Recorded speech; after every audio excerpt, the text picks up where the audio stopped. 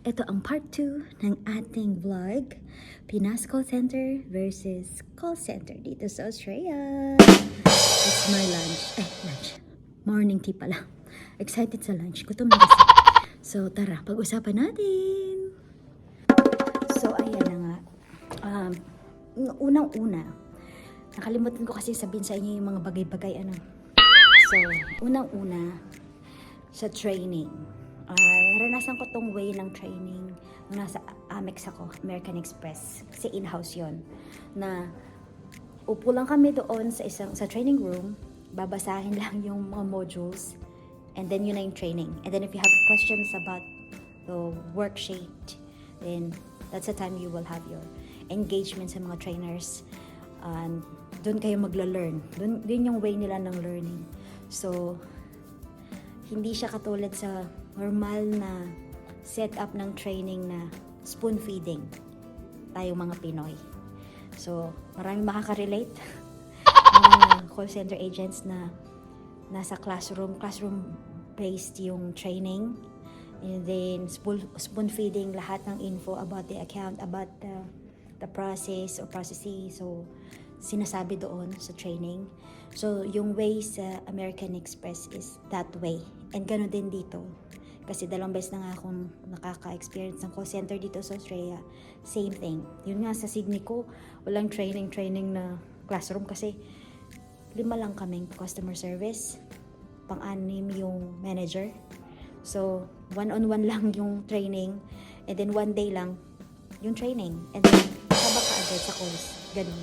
Dito sa Tassie, yung work ko dito, mga 2 days. 2 days na training. Pero hindi sa classroom. Sa katabi mo lang.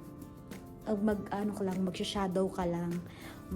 Titingnan mo lang kung ano yung way ng paggawa doon sa, kasi outbound call or outbound team yung sinalihan ko noong umpisa na team.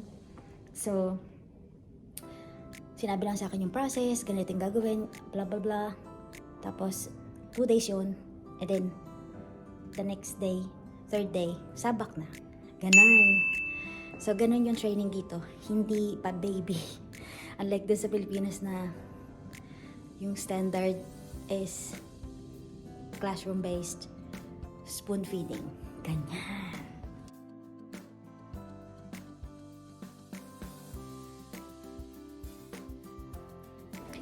Ayan, so it's my break, lunchtime.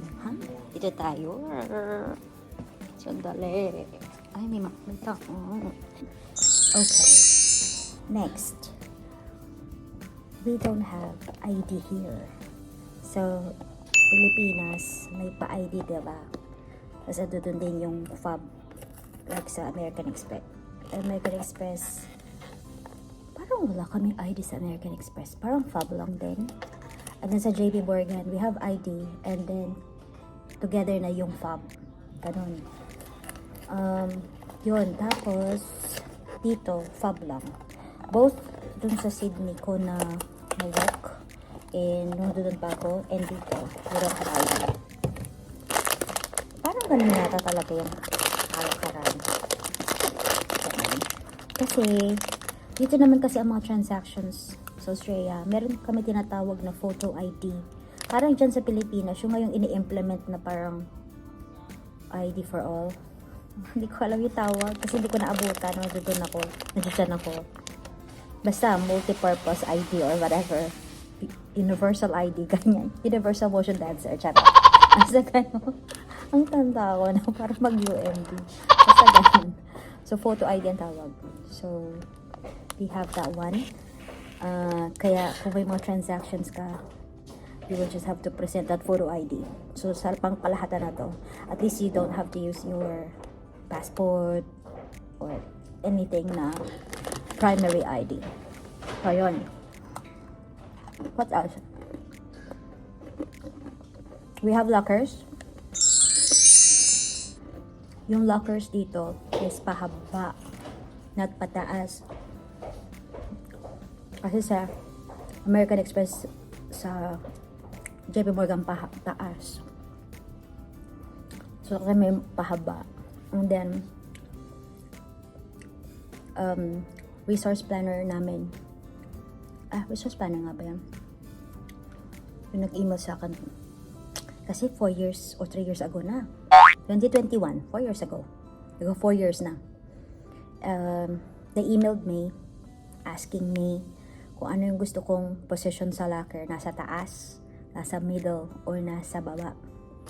Since alam kong maliit ako, sabi ko, doon ako sa baba. So, you have a choice. Unlike kapag sa Pilipinas, you don't have a choice. Whatever they give you, kung maliit ka, mataas yung bibig. Ayun na, pag mataas yung bibig ko sa'yo, sorry. Pag bababa, pwede. Salamat. Pag nasa babang baba, okay lang din. So, ganun. So, dito, they will give you option. Which one you prefer. So, yun. Sa floor, we can bring our things. Our bags. Our phones. Sa Pilipinas, hindi. Bawal. Bawal ang phone, bawal ang bag. Everything will be kept sa locker, diba? So, dito hindi. Malaya mga tao. Ganyan. What else? Okay, next. Dito, bawal tumawag ng miss, boss. Unlike sa Pilipinas, you have to call your boss. Boss. Dito, no. First name basis. Kahit presidente pa siya, kahit CEO pa siya. Dahil sa sanay tayo mga Filipinos, tumatawag ng boss, PL, boss, ganyan. Nasanay ako na. So, I kept on referring people, especially if it's my team lead, manager, or boss. I call them boss. At first, natawag ko ng miss. Hanggang sa parang nasabihan ako. Bawal na tumawag nun. Pero naintindihan nila because of our culture that we used to call as a respect, form of respect. So I have to unlearn things. But bago ko ma-unlearn, na-adapt na nila dahil. So they're okay, they're fine to be called boss or miss. And they call me that as well. They call me Miss Anna, you know? So, wala tayong magagawa dyan. Mentioning that soup kanina, sa Pilipinas, nagsusup call tayo, diba? Sabi natin, TL, nataas natin ang kamay, TL, soup call. Pag nag-ask si customer to ask or to talk to someone higher than you. Dito, sa Pilipinas, bawal kang mag-de-escalate, diba? Ay, paano ba? Parang baliktad. Para sa Pilipinas, i-de-escalate mo. I-try mo pa rin ang best mo. Tsaka may papasa kay TL mo, no? Ang support. O kaya sa mga SMEs, SME. Dito, hindi. Kasi everyone has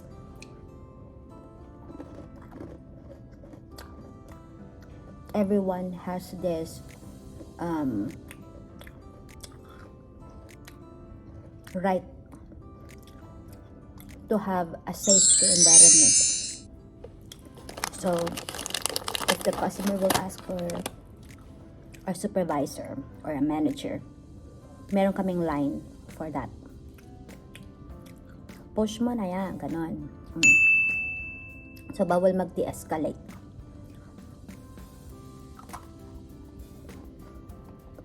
Pag mayroong customer na rude na or asking for someone higher than you, go ahead. After you have done your best. Tapos sinabi pa rin niya na ganun. Doon sa first na conversation nyo ba? Then nag-out na siya for some reasons. Go push mo na. Transfer na kagad. Wala nang paligo-ligo pa na. Ang dali lang, sir. Okay, sorry lang, ma'am. Walang ganon. Transfer na kagad. And then, dito pala sa Australia, when you start your job, you should have a bank account na, open bank account. Kasi sa Pilipinas, kung sino naman yung company mo, sila yung mag-open ng bank account for you, diba? Malalaman mo na lang may bangka na pala sa BDO, sa BPI. Dito hindi. You have to have your own bank, open your bank account, and then give it to your HR or payroll.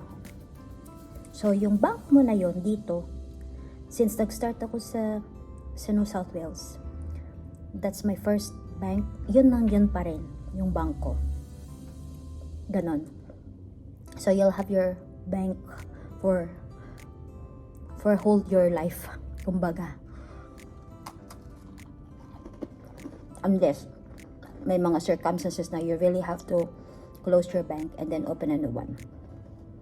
So, ganon. Hindi ka matatanggap. Hindi ka masasahuran kapag wala kang bank na na-open. Kasi paano sila magpapadala? Wala namang pa-cash. Ganon. So, you really have to open a bank. And then give the bank details to the payroll. Ganon. Tapos dito, sa Australia, ang tawag siki. Pag magsisick leave ka, sakit ka, file siki or check-in siki, ganyan. Magbibigay ka lang ng medical certificate kapag 2 days or more yung i-absent mo. And then, pag 1 day lang, hindi. Then, meron kami process na dapat 7:30, 7 o'clock. Hindi kasi ako nagsisiki, kaya hindi ako masyadong magaling dyan sa process na yan. Wow, hindi ako nagsisiki. Hindi, kasi yun talaga yung standard ko. Hindi, ganun yung mantra ko na mas magandang di ako nagkakasakit, di ako nag-absent kaysa magbabayad ako sa ospital. Alam mo yung ganun. Ang hirap kaya yung ganun. Tapos ako lang mag-isa. Alagaan mo sarili mo. No. So, mas gugustuhin ko na healthy ako, awa ng Diyos. Mapasok ako araw-araw kahit nakakapagod na kaysa yung may sakit ako, nasa ospital ako or nasa bahay ako. Ay, naku, no. Nagkaroon lang ako ng ganong process nung nagka-COVID ako. Kasi hindi lang 1, 2 beses ako nagka-COVID, parang 3 yata. O 4, basta ganun. Yun. Tapos, magkukall ka lang din sa TL mo. Pag hindi mo siya ma-reach out, mag-SMS ka lang. Ganun. Tapos, yung overtime namin, kunyari ako, ngayon 10 o'clock to 6 ako. Nag-log out ako ng 6:07. Dahil na-long call ako. Nagpa-file na ako ng overtime. 15 minutes. Ayan ko na sa kalaway ko. 15 minutes kahit 7 minutes lang ako na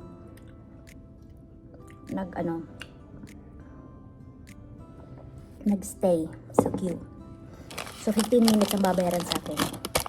Pwede ko na lang mamaya. Ganyan. Tapos, pag na long break ka, before, you have to inform bakit ka na long break. 10 minutes na nga lang. 10 minutes yung morning tea at saka afternoon tea. Na long break ka. Tapos yung lunch mo, 30 minutes na long break ka. You have to email pa yung resource planner namin for the reason bakit ka na long break. Pero ngayon, nagbago sila. Ay, marami iinis. Saka, mismong resource planner, dami na re-receive na emails. Saan ko bombard yung sa mga emails. So, binago. mag-i-email ka lang kapag beyond 30 minutes kang nag-overbreak. Pero pag mga 15 minutes ka lang, 7 minutes, basta beyond 30 minutes, ang pwede lang mag-email. Ganun na siya ngayon. Gusto niya. Ganun. Pag na-late ka pala, kunyari lang tanong ko kayo, pasok ko, no? Na-late ako. Kasi nahabol ko pa yung bus or basta, ganun. Andyan pa lang ako sa baba. Tapos time na. Ang best ko yung TL ko. Sabihin ko, I'll be running late. Boss, I'm still, kasi nga mahilig nga ako sa boss. I'm still here, downstairs, waiting for the lift. Ganyan. SMS lang. Para si boss na yung magsasabi kay resource planner na, oy, si Ana malilate lang She's on the way na daw. Ganon. Pero I have to email RP. Tapos, kunyari, 3 minutes akong late, Tinasabi na ng TL ko sa RP, sa resource planner. Kailangan kong i-email si RP pa rin na, oy, sorry, na-late ako in 3 minutes. And then I have to make up. Doon sa sa late ko na yon. So, kung 6 o'clock yung out ko, kailangan maglalag out ako ng 6:03.